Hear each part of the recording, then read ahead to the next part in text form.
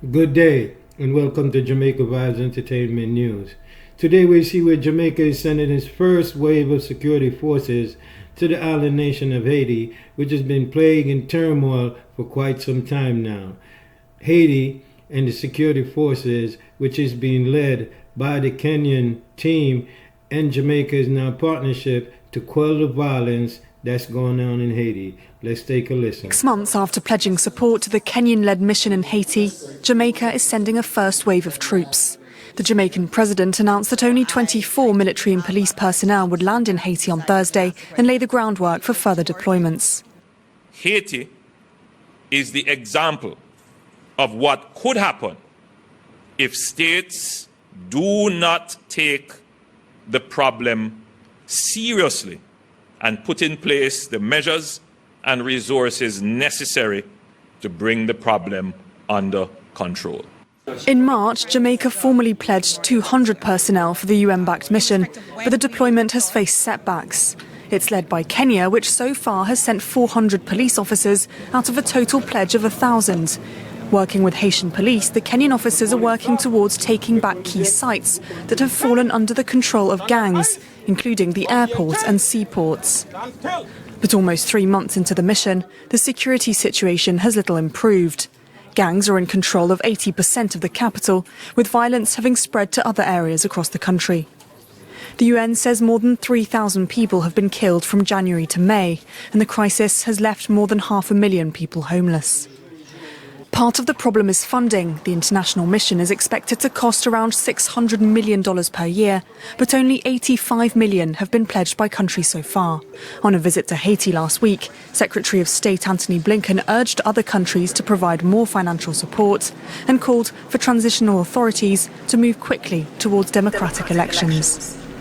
In politics news, we see where the Jamaica Labour Party has stepped up its campaign in rural St. Anne's Bay, and this is a constituency that they're determined to win. Let's take a listen. Bells, drums and drinks in hand, the JLP's green dominated the streets of St. Anne's Bay. Not even the parching heat could halt the mission to put Matthew Samuda on the party's election ticket. Within minutes, Matthew Samuda was confirmed, much to the joy of his supporters. There was no such support for the two other candidates nominated on Wednesday, Chase Neal of the United Independence Congress and David Anderson, an independent. Mr. Neal explained the importance of facing the JLP at the polls in northeastern St. Anne. If representation of people was important to the government would have ensured that at all levels the people are represented. Now, we can't allow this political trickery and manipulating the system to go unanswered, and so the people now will have a voice to choose whether they will vote for what the government has enacted, or if they will present their voice showing that we will not stand for corruption and manipulating the process. Prime Minister Andrew Holness, while addressing JLP supporters at a short mass meeting Wednesday, again responded to concerns about the area still without representation. It is only the case that Matthew's election is the first to be called, but all others will be called, and in short order. So what does that say to you? Get ready for all the other by-elections to come. As for the independent contesting this by-election, he has ties to the PNP. I put the question to him about his connections to the party, which is not contesting this by-election. Was on the process of vying for councillor in the local government, past local government elections. But that fell through. This was on the PNP side? Yes, it was on the People's National Party side. The independent candidate's ties to the PNP explained this comment from Mr. Samuda while issuing a charge to JLP supporters. And Labour rights awards to be focused. We have an election to win. We must beat the independents off of the PNP, because there is no such thing as an independent candidate in this race. It is the PNP. So I need you to stand with me, to walk with me, to work with me, and I will do the same, and I will be here for you as I have been here for 18 months.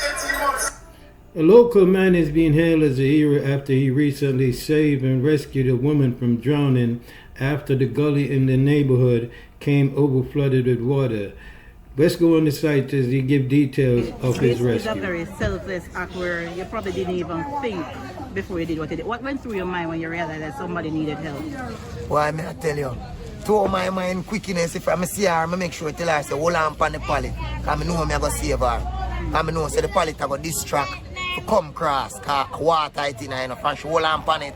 But she let it go and how she float over and I see how she act. The water still bring her to the corner, same way. So I say, God, real. Because if I never God, she gone. Come over now, I just lock my foot around the gully edge. And just wait upon her because she a float and come down upon her face, you know. And just hold her in her neck, so. And draw her in. So you weren't in the gully at the time? No, I'm on the gully edge. Because the water high. Look upon the gully, you see how the gully deep? The water high. If I jump off in that, I could all drown too. If I jump off in it, I could all drown too. So and the best way that I see to save her, because if I jump at the gully, I could end up drown because the gully very deep. So I just hang off. Same like how you see me hang off, so. And just hold her in her neck and draw her into me and lap her and hold her. And start calling for some more people to help me. And then 2 more you just come help me and draw her over. And them gone left me. And look for the little boy where them say, wash your gone. The man also said that it has to be the power of God that placed him there that day so he could be there to save that woman. He says he's also helpful in the community. Every time there's some form of trouble and people need help, he's always there to give a helping hand. When you realized you really rescued her and she was okay, what went through your mind? I said, Father God, you said me come do this. Come in my house. I'm a baby mother. Because show me and watch, you know. I'm a baby mother just come tell me, say, you in here and pick me a John because she know me is a lifesaver. Any look of fire, anything I go on. Me in a them thing that to save people.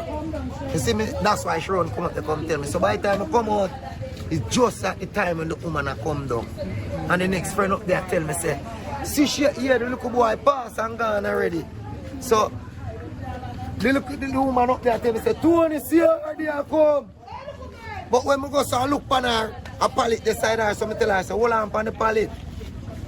Because I know if she hold it, it will ease her up. She can't ride on it, go down so she can't come up. But it flicker her over, so I know it's a different chance that now. Because she spin over and not on the pallet.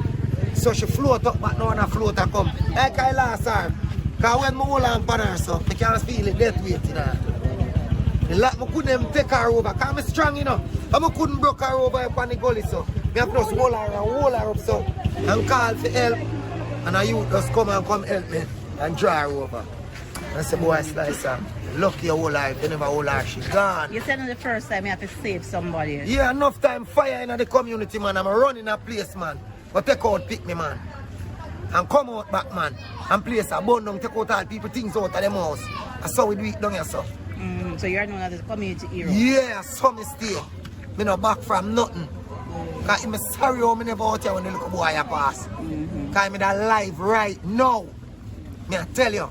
Because all them tell me I'm against the banking there, so. A simple thing that from them against the banking. Because you see, up there, so when the gully come down, it don't come up high, you know. And when it come down, so it come in at the deep and swell up high, so, you know. Some could have stopped it from here, so, and save him. But my friend see him late. I'm done gone already and gone at the deep part and sink on the water and gone. So, couldn't get to save him. In other news, a young boy who was recently abandoned in Jamaica by his adopted parents because they did not want him back home. It seems to be in a pretty good place right now, people, after he was placed in the custody of the foster care system. It was the journey for 17-year-old Elijah Goldman, who then learned that his adoptive parents who sent him to a Jamaican boarding school did not want him to come home. This was after Jamaican authorities removed Elijah and several others from the school because of abuse allegations. Our Allie Baxter breaks down the case. Elijah's attorneys say he's a survivor of the troubled teen industry. Those are expensive programs structured like a boarding school, specifically for kids with behavioral issues. Elijah was sent to one of those in Jamaica. He and others were later removed from Atlantis Leadership Academy by Jamaican officials for abuse allegations. Officials gave parents 60 days to get their children home. When no plans were made to come pick up Elijah, he became permanent custody of Jamaica. No one believed that the abuse actually occurred, despite documented physical injuries, and despite their handwritten statements, despite the fact that 5 people were criminally charged with abuse in Jamaica. So Elijah languished there for all these months, and we were going through extraordinary efforts trying to figure out a way to bring him back. At one point, it was even suggested to me that we bring him back through the Office of Refugee and Resettlement, ORR, which he's an American citizen. Like, why are we talking about him being treated as a refugee? They did figure out a way, which led to a hearing in Grand Traverse County's family court Wednesday. I was in the courtroom. Myself and other media were not allowed to videotape the hearing. Here's what happened. The hearing was waived and Elijah will be in foster care for placement. His attorney tells me that's exactly what she was hoping would happen. So Elijah's been living, honestly, for over 7 months in uncertainty. He even wrote his own emails to the department saying, you know, I now just turned 17, what's my plan? He's always waiting for the shoe to drop, you know, because things are constantly changing day to day to day, and all he needs is and wants is normalcy.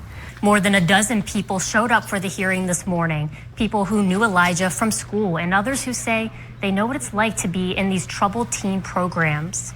I would like him to know that he is not alone, that we support him and that we believe him. That's the most important thing, is that we believe him.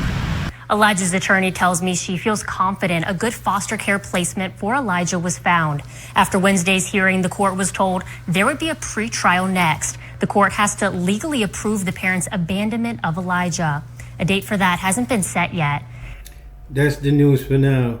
Do remember, people, if you haven't subscribed to the channel, do subscribe to the channel. Turn your post notification bell on all so you could be notified each time we drop a new content. Give the video a thumbs up and leave a comment in the comment section. And with that, we check you out on the next video.